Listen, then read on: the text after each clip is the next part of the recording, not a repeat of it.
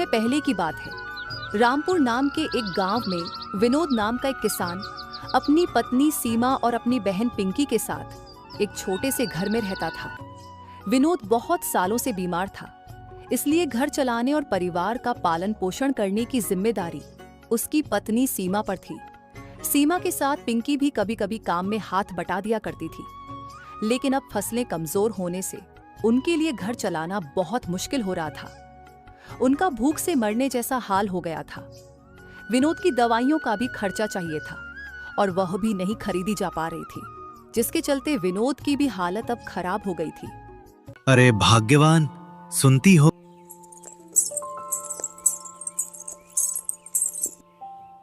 हाँ बोलिए जी, क्या हुआ?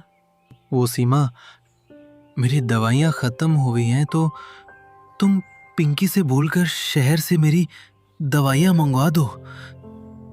आजकल मुझे सांस लेने में भी तकलीफ हो रही है।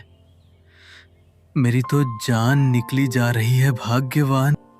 अजी, मैं आपकी पत्नी होने के नाते मैं आपकी तकलीफ समझ सकती हूँ, लेकिन मैं क्या करूँ? घर में एक फूटी कौड़ी तक नहीं है। पिछले साल की जो फसल हुई थी उससे तो जमींदार जी का कर्ज और पिंकी की फीस दी थी, और इस साल की फसल कुछ खास नहीं हुई है जी। घर में भी अनाज तक नहीं बचा। अब तो खाने के भी लाले पड़ गए हैं। अब इस हालत में क्या करूं?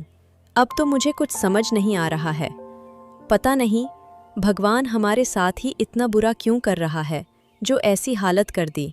भाग्यवान, तुम इतनी उदास क्यों हो रही हो? क्यों खुद को कोस रही हो? ऊपर वाला सब अच्छा ही करता है। उसकी अदालत में कभी अन्याय नहीं होता है, हमेशा न्याय ही होता है। भाग्यवान, मुझे माफ करना जो मैं तुम्हारी मदद नहीं कर सकता। सब कुछ तुम्हें अकेले ही झेल रही हो, लेकिन तुम विश्वास मत खोना, मैं एक दिन जरूर ठीक हो जाऊंगा। अब मुझे तुम और उदास मत करो। और तुम एक काम करो, तुम पिंकी से पूछ लो, शायद उसके पास कुछ पैसे हो जिनसे मेरी दवाइयाँ आ जाएं। जी, मैं अभी पिंकी को बुलाती हूँ। पिंकी, अरे ओ पिंकी, जरा बाहर आओ, तुम्हें तुम्हारे भैया बुला रहे हैं। ऐसा सुनकर पिंकी अपने भैया के पास आती है। क्या हुआ भाभी, आप मुझे बुला रही थी क्या? हाँ पिंकी, मैंने ही तुमको आवाज लगाई थी। तुम्हें तुम्हारे भैया बुला रहे थे, इनसे ही पूछ लो। क्या हुआ भैया, आपने बुलाया मुझे? और हाँ, अब आपकी तबीयत कैसी है? काम और पढ़ाई के चक्कर में आपसे पूछना ही भूल गई। अब कैसे हो आप? आपने दवाइयाँ ले ली क्या भैया? और खाना खा लिया क्या? मैं ठीक हूँ मेरी प्यारी बहन। मैंने खाना तो खा लिया है, लेकिन दवाइयाँ नहीं ली हैं। अरे भैया, आपने दवाइयाँ क्यों नहीं ली अभी तक? क्यों भाभी, आपने भैया को दवाई नहीं दी? नहीं मेरी बहन, इसमें तुम्हारी भाभी का कोई दोष नहीं है। बात यह है कि मेरी दवाइयाँ खत्म हो गई हैं और दवाइयाँ खरीदने के पैसे भी नहीं बचे, इसलिए मैंने तुमको बुलाया था। मैंने सोचा तुम्हारे पास कुछ पैसे होंगे जिनसे मेरी दवाइयाँ आ जाएगी। अगर तुम्हारे पास कुछ पैसे हो तो तुम मुझे दवाइयाँ खरीद कर ला दो बहन। नहीं भैया, मेरे पास भी पैसे नहीं है। मेरे पास थोड़े बहुत पैसे थे, वो तो पढ़ाई में खत्म हो गए। अब मेरे पास 1 रुपए तक नहीं है भैया। अगर मेरे पास पैसे होते तो मैं अभी जाकर आपकी दवाइयाँ ले आती। मुझे माफ करना भैया। अरे कोई बात नहीं पिंकी, तुम उदास मत हो। तुम अपनी पढ़ाई पर ध्यान दो, एक दिन तुम जरूर कामयाब हो जाओगी। उसके बाद हमारे सारे कष्ट दूर हो जाएंगे। तुमसे मेरी बहुत आशा है मेरी बहन, तुम एक दिन इस घर की हालत को जरूर सुधार दोगी। मैं पूरी कोशिश कर रही हूँ, शायद इस बार मेरी नौकरी लग जाएगी, उसके बाद हमें इतनी तकलीफ नहीं सहनी होगी। ठीक है भैया, मैं अपनी दोस्त से पूछ के आती हूँ, शायद उससे कुछ पैसे मिल जाए जिनसे आपकी दवाइयों की व्यवस्था हो जाए। ठीक है पिंकी, देख लो। फिर पिंकी अपनी दोस्त शालू से मिलने जाती है। देख रही हो सीमा, इस पिंकी को कितनी चिंता है। एक दिन ये जरूर मेरा नाम रोशन करेंगी और हमारे बुरे दिन भी खत्म करेंगी। मैं तो कहता हूं कि हर भाई को एक ऐसी बहन मिले जो मुसीबत में अपने भाई की ढाल बन जाए। हाँ जी, आप सही बोल रहे हो। हमारी पिंकी लाखों में एक है। ये आपकी और मेरी बहुत चिंता करती है, साथ में अपनी पढ़ाई भी करती है और खेत में मेरा हाथ भी बटाती है। चलो ठीक है जी, पिंकी गई है पैसे लाने के लिए, वो शायद थोड़ी देर में आ जाएगी। तब तक मैं खेतों की ओर जाती हूँ। ठीक है भगवान, जाओ, लेकिन जल्दी आ जाना, घर में भी बहुत काम है। पिंकी अकेली सब नहीं कर पाएगी। फिर सीमा भी खेतों की ओर चली जाती है। दूसरी तरफ पिंकी अपनी दोस्त शालू से कहती है, अरे सुनो शालू, मैं तुम्हारे पास एक काम से आई थी, मना मत करना बहन। मुझे पूरा यकीन है कि तुम मेरी मदद जरूर करोगी। मैं बहुत मुसीबत में हूँ, इसलिए आस लेकर तुम्हारे पास आई हूँ। अरे पिंकी, तुम आज इतनी परेशान क्यों हो? क्या बात है? पिंकी, तुम्हारे ऊपर आज कौन सी मुसीबत आ गई है? जरा खुलकर बताओ बहन, मुझे कुछ समझ नहीं आया। अरे शालू, तुम्हें तो पता है कि मेरे भैया बहुत बीमार रहते हैं और हमारे घर की परिस्थिति भी तुमसे छुपी नहीं है। वो आज भैया की दवाइयाँ खत्म हो गई हैं और भैया की हालत भी खराब होती जा रही है। इसीलिए मैं तुम्हारे पास कुछ पैसे लेने के लिए आई हूँ। जब भी मेरे पास पैसे आएंगे, मैं तुम्हें तुम्हारे सारे पैसे लौटा दूंगी। बस इतना सा काम कर दो शालू, प्लीज। अरे ऐसी बात थी तो तुम्हें पहले बताना चाहिए था ना। मैं तुम्हारी मदद जरूर करूंगी। अगर मुसीबत में ही दोस्त के काम ना आए तो दोस्ती कैसी? और तुम्हारे भैया मेरे भी तो भैया ही है ना। तुम चिंता मत करो पिंकी, मेरे बाबा बाजार गए हुए हैं। तुम मुझे सारी दवाइयाँ बता दो, मैं अभी मंगवा देती हूँ। शुक्रिया शालू, तुम्हारा बहुत बहुत शुक्रिया। मैं तुम्हारा ये एहसान कभी नहीं भूलूंगी। अगर दोस्त हो तो ऐसी भगवान हर इंसान को एक ऐसी दोस्त जरूर दे। फिर पिंकी शालू को सभी दवाइयाँ बताती है और अपने घर आ जाती है।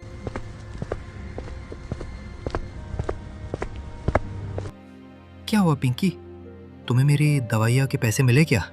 हाँ भैया, शालू के बाबा बाजार गए हुए हैं, तो मैंने शालू को सभी दवाइयों के बारे में बता दिया था। वो अपने बाबा से बोलकर आपकी सभी दवाइयाँ मंगवा देगी। लेकिन भाभी कहीं दिखाई नहीं दे रही हैं, कहाँ है वो? अच्छा, और तुम्हारी भाभी तो खेतों की ओर गई हुई है। बोल रही थी थोड़ी देर में आ जाऊंगी। हाँ। फिर कुछ समय बाद सीमा भी घर आ जाती है। अरे भाभी, आ गई आप? हाँ पिंकी, मैं आ गई। पिंकी, तुम्हारे भैया की दवाइयों का क्या हुआ? तुम्हारी दोस्त ने पैसे दे दिए क्या? जी भाभी, भैया की दवाइयों की व्यवस्था हो गई है, अब चिंता मत करो। अरे पिंकी, चिंता कैसे ना करूं? चिंता तो होती है। पहले तो तुम्हारे भैया की दवाइयों की ही चिंता थी, लेकिन अब तो और भी मुसीबत आने वाली है। कैसी मुसीबत भाभी? मैं कुछ समझी नहीं, जरा साफ साफ बताओ भाभी, बात क्या है? अरे क्या बताऊं पिंकी, हमने इस बार जो फसल बोई थी वो बिना बारिश के नष्ट हो गई। अब हम क्या करेंगे? हमारे ऊपर तो मुसीबतों की बारिश हो रही है। एक खत्म नहीं होती और दूसरी आ जाती है। अरे भाग्यवान, ये तुम क्या बोल रही हो? हाँ जी, मैं बिल्कुल सच बोल रही हूँ। इस बार हमारी फसल बिना पानी के नष्ट हो गई है। हे भगवान, आपका ये कैसा इम्तिहान है? आपको हम ही मिले क्या, जो इतना दुख दे रहे हो? पता नहीं हम कौन से जन्म के कर्म इस जन्म में भोग रहे हैं। शायद पिछले जन्म में हमने बहुत बड़ा पाप किया है, जो इस जन्म में भोग रहे हैं। इस प्रकार पूरा परिवार फसल को लेकर और चंदन की दवाइयों को लेकर बहुत ज्यादा चिंतित हो जाते हैं और भगवान से प्रार्थना करते हुए खुद को कोसते हैं। फिर शाम को शालू के बाबा भी दवाइयाँ लेकर आ जाते हैं। अरे भाई चंदन, कैसे हो? लो, शालू ने जो दवाइयां बताई थी वो सब मैं ले आया हूं भाई। मैंने सुना है तुम्हारी तबीयत कुछ ठीक नहीं है। क्या बात है भाई, अब कैसे हो? मैं अच्छा हूं भाई।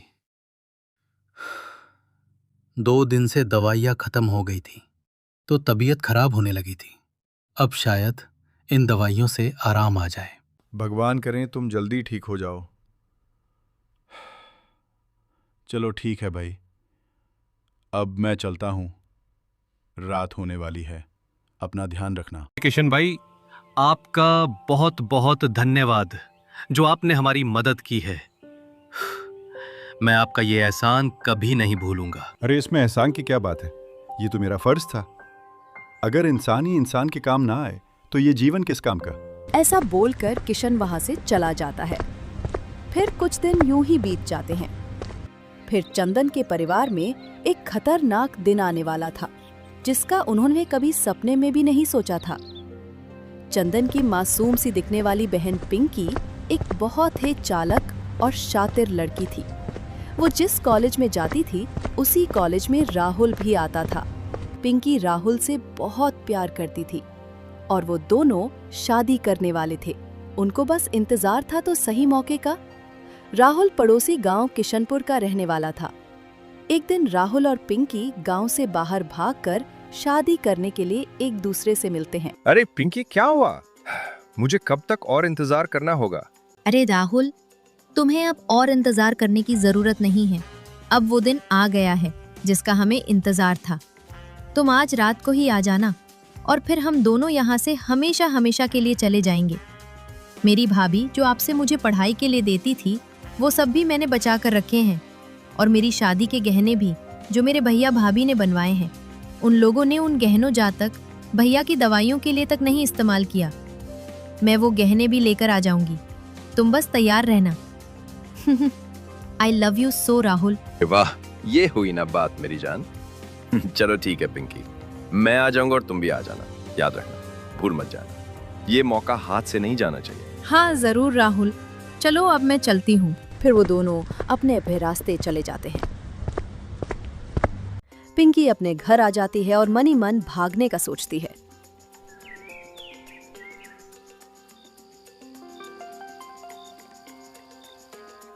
फिर रात होते ही पिंकी घर से बाहर आ जाती है और फिर राहुल भी कार लेकर वहां आ जाता है। दोनों कार में बैठकर वहां से चले जाते हैं। पिंकी अपने बेबस और लाचार परिवार को इस हालत में छोड़कर कर चली जाती है और एक बार भी पलटकर नहीं देखती है। जिस बहन पर चंदन को गर्व था, आज वही बहन अपने भाई को जिंदा लाश की तरह छोड़कर चली जाती है।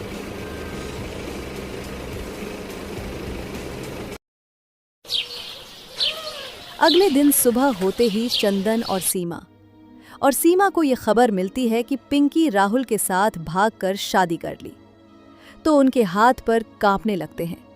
इस बात से चंदन को झटका लगता है और वो सदमे में चला जाता है। देखो भाग्यवान, हमने क्या सोचा था और क्या निकला।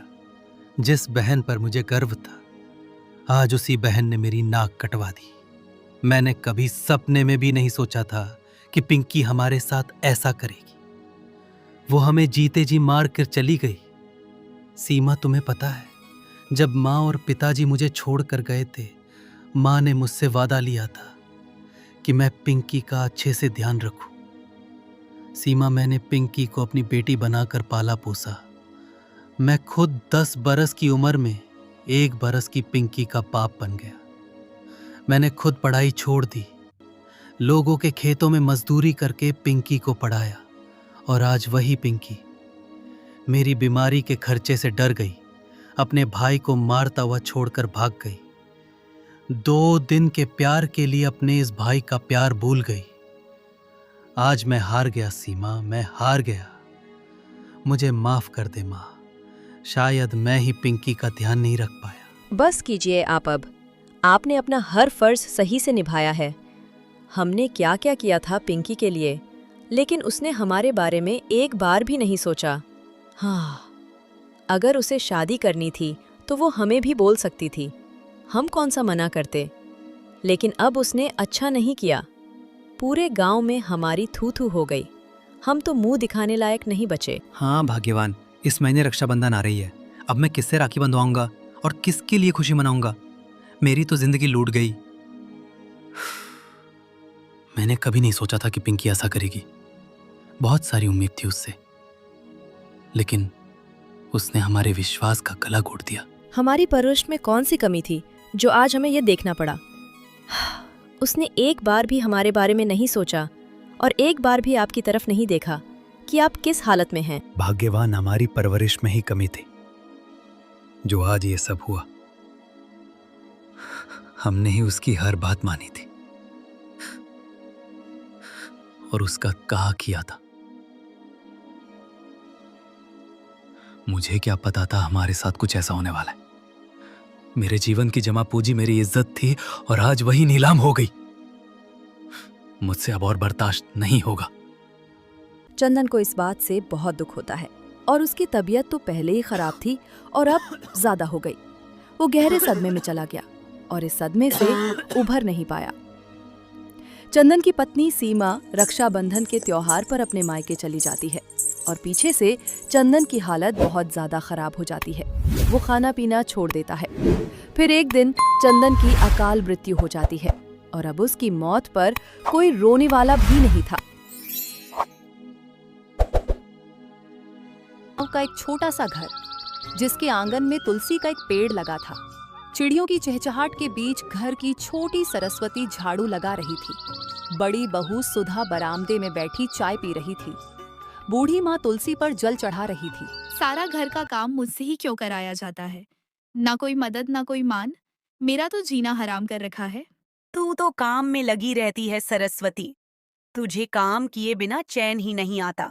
आपकी तरह नहीं हूँ जो पूरे दिन बस आराम ही करना चाहती है। अरे रमा, जुबान संभाल कर बात कर। बड़ी बहू से इस तरह बात करते शर्म नहीं आती? माँ जी, मैंने कुछ गलत नहीं कहा, बस मन में था तो निकल गया। घर का पुराना रसोई घर, जहाँ सरस्वती अकेले खाना बना रही थी। सुबह से अब तक एक पल भी नहीं बैठी। माँ जी को तो बस बड़ी बहू में ही देवी दिखती है और मैं तो बस नौकरानी बनकर रह गई हूँ।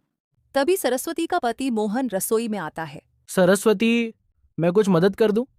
नहीं जी, आप तो बस मजदूरी करने जाने की तैयारी कीजिए, जैसा कि आपके घर वाले चाहते हैं। मैं कर लूंगी घर का काम अकेले। सरस्वती, माँ को कुछ समझाना मुश्किल है। वो बचपन से ही भैया को ज्यादा मानती आई है और बहू के रूप में भी वो सुधा को ही देखती है। दोपहर का समय आंगन में चारपाई पर माँ और सुधा बैठी थी। सुधा बेटी, तू तो इस घर की लक्ष्मी है। तेरे भाग्य से ही मेरे घर में पोती हुई है। माँ जी, ये सब आपका आशीर्वाद है। और उस सरस्वती को देखो, वो तो बस अपनी दुनिया में मस्त रहती है। हाँ, बस खुद को ही चालाक समझती है वो। तेरे जैसे संस्कार थोड़े ही हैं उसमें। सरस्वती दूर से सब सुन रही थी। उसकी आंखों में आंसू आ जाते हैं। रात का समय, सब खाना खा चुके थे। सरस्वती चुपचाप बर्तन धो रही थी। सरस्वती, तुम्हें बुरा लगा जो माँ ने कहा। देखो, मैं माँ की तरफ से माफी मांगता हूँ। नहीं मोहन, अब तो आदत सी हो गई है, लेकिन दर्द तो होता ही है ना। हम अभी कुछ बदल तो नहीं सकते, पर मैं हमेशा तुम्हारे साथ हूँ। सुबह का समय, रमा रोज की तरह जल्दी उठ चुकी थी और चूल्हे पर चाय चढ़ा रही थी। बाहर से माँ और सुधा की हंसी की आवाज आ रही थी। बहू, मोहन को समझा दो कि सरस्वती को ज्यादा सिर चढ़ाना ठीक नहीं। औरतों को उनकी जगह पता होनी चाहिए। आप चिंता ना करें माँ जी, मैं सब संभाल लूंगी। मेरी तो हर सुबह एक जैसी होती है, कोई बदलाव नहीं, बस काम ताने और तिरस्कार। क्या यही लिखा था मेरे भाग्य में?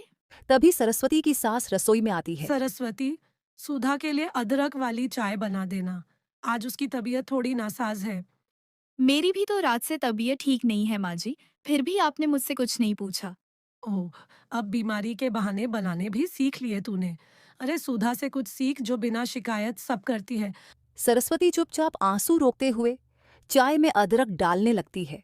उधर बड़ा भाई रमेश काम से लौटता है। माँ, मैं आ गया। हाँ बेटा, थक गया होगा। सुधा, जल्दी से पानी ला। अभी लाई माँ जी। सरस्वती सब देख रही थी कि किस तरह बड़े बेटे और बहू का सम्मान किया जा रहा है, लेकिन उसे कोई नहीं पूछ रहा। इसके बाद आंगन में पूरा परिवार साथ बैठता है, केवल सरस्वती को छोड़कर। रमेश बेटा, हमें अपनी पोती के लिए अच्छे स्कूल का इंतजाम करना होगा। हाँ माँ, कल ही शहर चलकर देखता हूँ। तेरी बेटी बहुत होशियार है। हमारी पिंकी तो सब में अव्वल आएगी। माँ, सरस्वती भी तो पढ़ी लिखी है। वो भी घर के बच्चों को ट्यूशन पढ़ा सकती है। इस बहाने कुछ कमाई हो जाएगी। किसी परदेसिन की पढ़ाई की जरूरत नहीं। हमारी बहू तो सुधा है, सरस्वती तो बस बोझ है। सन्नाटा छा जाता है। सरस्वती कलेजे पर हाथ रखकर दूर खड़ी सब सुनती है। रात का समय, मोहन और सरस्वती अपने कमरे में बात कर रहे थे। सरस्वती, मुझे शर्म आती है कि मैं तुम्हारा पति होकर भी मैं कुछ नहीं कर पाता। ऐसा मत कहिए, आप ही तो मेरी सबसे बड़ी ताकत है। आप हैं तभी मैं सह पा रही हूँ। एक दिन सब बदलेगा सरस्वती, बस थोड़ा धैर्य रखो। धैर्य की भी एक सीमा होती है मोहन जी। पता नहीं कब हमारे जीवन में खुशहाली आएगी। अगले दिन गांव की चौपाल पर बुढ़िया एक औरत से बात कर रही थी। वो आपकी सुधा तो बड़ी किस्मत वाली निकली। सब उस पर मरते हैं और उस सरस्वती को देखो, लगता है जैसे कोई साया उस पर चढ़ा हो। हाँ बहन जी, मेरी सेहत का ख्याल भी मेरी बड़ी बहू सुधा ही रखती है। सरस्वती घर में तो है लेकिन मन में नहीं। बिना संतान के बहू का क्या मोल। ये बात सरस्वती सुन लेती है, जो पास से पानी का मटका लेकर गुजर रही थी। उसका चेहरा तमतमा उठता है, लेकिन वो कुछ नहीं कहती। शाम का समय अपने कमरे में माँ बिस्तर पर लेटी थी। आज उसके हाथ कांप रहे थे, चेहरा पीला पड़ चुका था। सरस्वती उनके पास बैठकर उनका सिर दबा रही थी। माँ जी, आज आप बिल्कुल भी ठीक नहीं लग रही हैं। चलिए अस्पताल चलते हैं। नहीं, जरा सी थकान है। सुधा से कहो तुलसी का काढ़ा बना दे। मैं बना लाती हूँ माँ जी, लेकिन मुझे लगता है अब देरी नहीं करनी चाहिए। तभी मोहन कमरे में आता है। रमेश भी बूढ़ी माँ के पास आ जाता है। क्या हुआ माँ को? रमेश जी, अचानक से माँ के हाथ पैर ठंडे हो गए और इन्हें सांस लेने में भी तकलीफ हो रही है। चलो देर मत करो, गाड़ी निकालो मोहन, माँ को तुरंत अस्पताल ले चलते हैं। दोनों भाई माँ को लेकर अस्पताल पहुंचते हैं। अस्पताल का इमरजेंसी वार्ड डॉक्टर माँ को स्ट्रेचर पर लेकर अंदर ले जाते हैं। दोनों भाई बाहर बेचैन खड़े थे। सरस्वती और सुधा पास में चुपचाप बैठी थी। आप बहुत देर से लाए हैं। क्या मतलब डॉक्टर साहब? इनकी हालत पहले ही बहुत बिगड़ चुकी थी।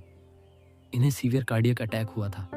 हमें खेद है, आपकी माँ अब इस दुनिया में नहीं रही। माँ ऐसे कैसे चली गई? मैं तो उन्हें अपनी बेटी के स्कूल एडमिशन के लिए अपने साथ शहर ले जाने वाला था। माँ को कभी खुद की चिंता ही नहीं थी। वो हमेशा किसी और की चिंता में ही लगी रहती। सन्नाटा छा जाता है।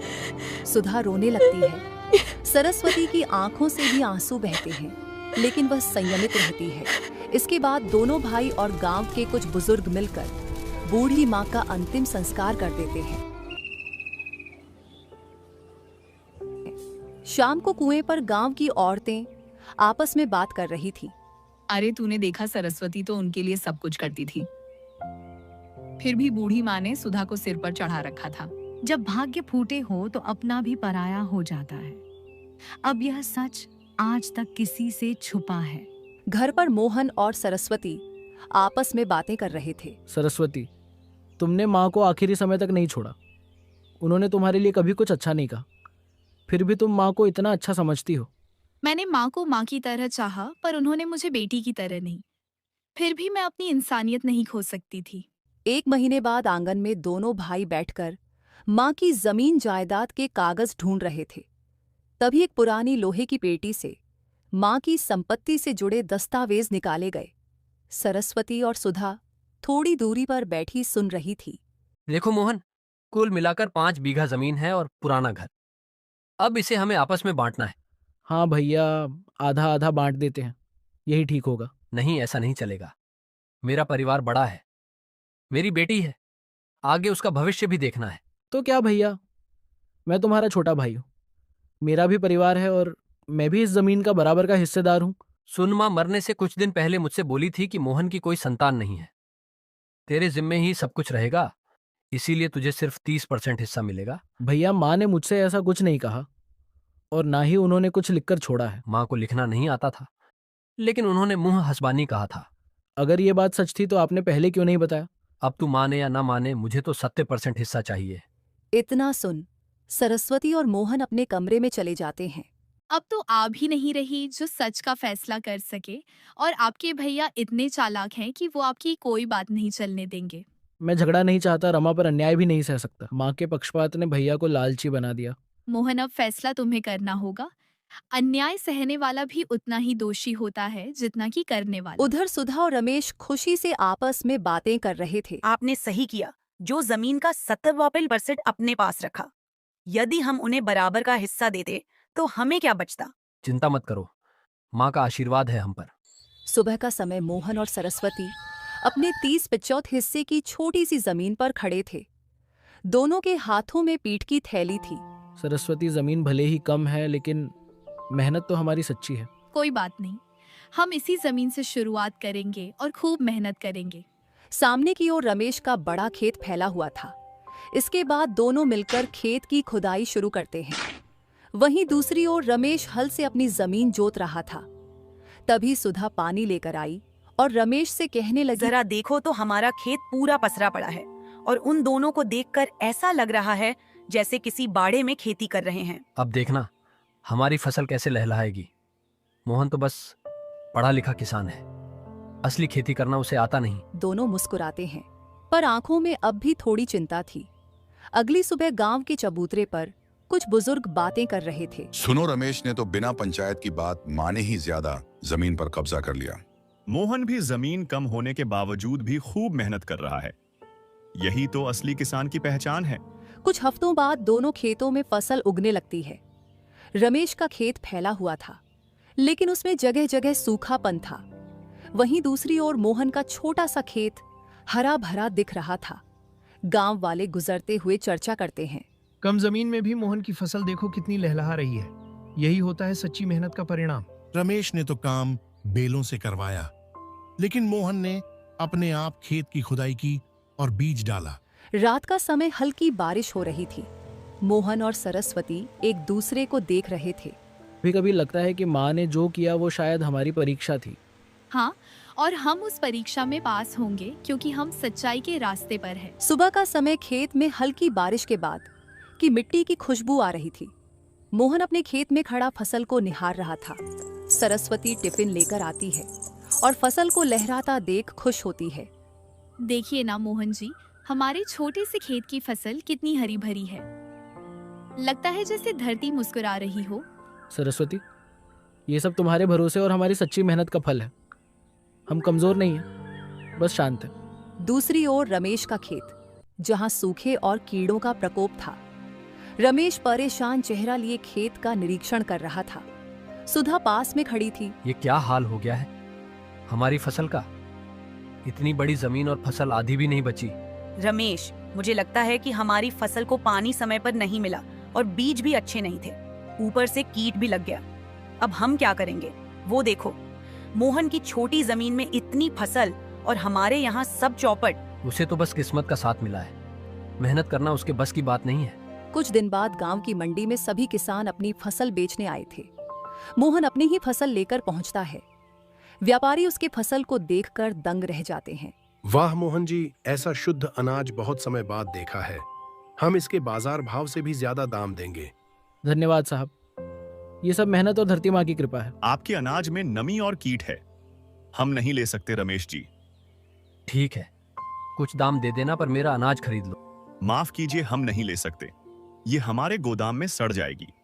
इसके बाद रमेश दुखी मन से अपना अनाज वापस लेकर घर आ जाता है। रात का समय रमेश और सुधा आपस में बहस कर रहे थे। कहते थे माँ ने 70% दिया है तो राज करेंगे। अब देखो हाल, मोहन आधी जमीन में 2 गुना कमाई कर रहा है। पता नहीं क्यों माँ की दी गई जमीन तो मिल गई, पर चैन नहीं मिला। गांव के कुछ बुजुर्ग और किसान लोग पीपल के पेड़ के नीचे बैठकर बातें कर रहे थे।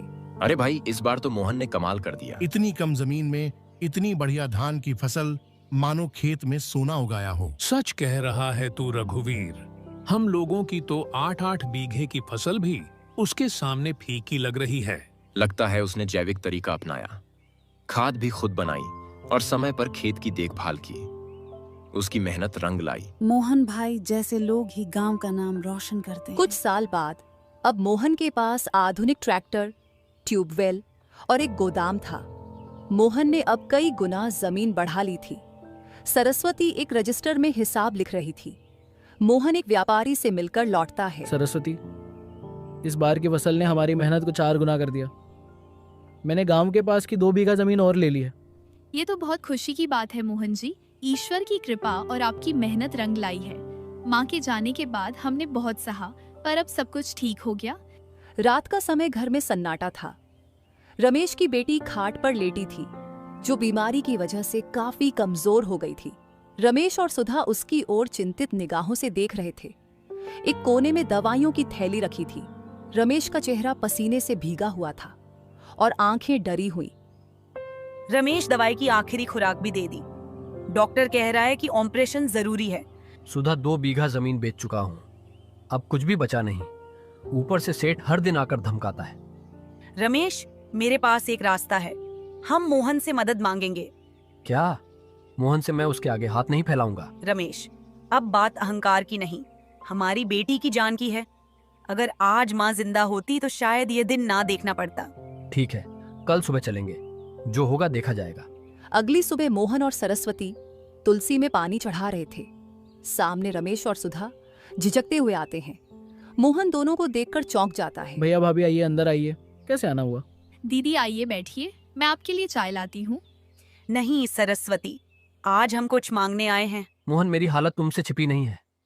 बेटी बीमार है और इलाज जरूरी है। 2 बीघा जमीन बिक चुकी है, अब बस वो बची है जिसे कभी मैंने माँ के बहाने तुमसे छीन लिया था। मोहन सेठ रोज धमका रहा है, कहता है अगर मेरे पैसे वापस नहीं मिले तो जमीन पर कब्जा कर लूंगा। भैया आप बैठिए, ये घर भी आपका है और हम भी। कहिए कितना चाहिए? मोहन, मैंने तुम्हारे साथ बहुत अन्याय किया, तुमसे तुम्हारा हिस्सा छीना और बदले में आज मैं खुद ठोकर खा रहा हूँ। आप चिंता मत कीजिए भैया, मैं कल ही अस्पताल का पूरा खर्च उठाऊंगा और सेठ का कर्जा भी चुका दूंगा। भैया समय सबसे बड़ा शिक्षक है। जो कुछ भी हुआ वो सबक था, लेकिन हम अब भी भाई हैं और भाई मुसीबत में साथ नहीं आएगा तो कौन आएगा? उधर सरस्वती और सुधा आपस में बात कर रही थी। सरस्वती, हमने तुम्हें कभी नहीं समझा, पर आज जब सब छीन गया तब एहसास हुआ कि रिश्तों से बड़ा कुछ नहीं होता। दीदी बीते दिनों को भूल जाइए, अब हमें मिलकर भविष्य के बारे में सोचना चाहिए। दोपहर का समय अस्पताल के एक कमरे में रमेश की बेटी बिस्तर पर लेटी थी। उसका इलाज चल रहा था। मोहन डॉक्टर से बात कर रहा था। सरस्वती और सुधा पास में बैठी थी। अब घबराने की जरूरत नहीं, बच्ची का इलाज सही समय पर हो गया। बच्ची अब धीरे धीरे स्वस्थ हो जाएगी। धन्यवाद डॉक्टर साहब, आप और मोहन दोनों ने मेरे बच्चे को दूसरी जिंदगी दी है। मोहन, मैंने माँ के पक्षपात को सच मान लिया और तुझे पराया। आज समझ में आया कि जमीन बट सकती है पर भाईचारा नहीं। भैया मेरे लिए आपका झुकना सबसे बड़ा बोझ है। बस अब ये बात हमेशा याद रखिए, हम परिवार हैं। अगर माँ होती तो शायद आज वह भी गर्व करती कि हमने अपने रिश्तों को बचा लिया।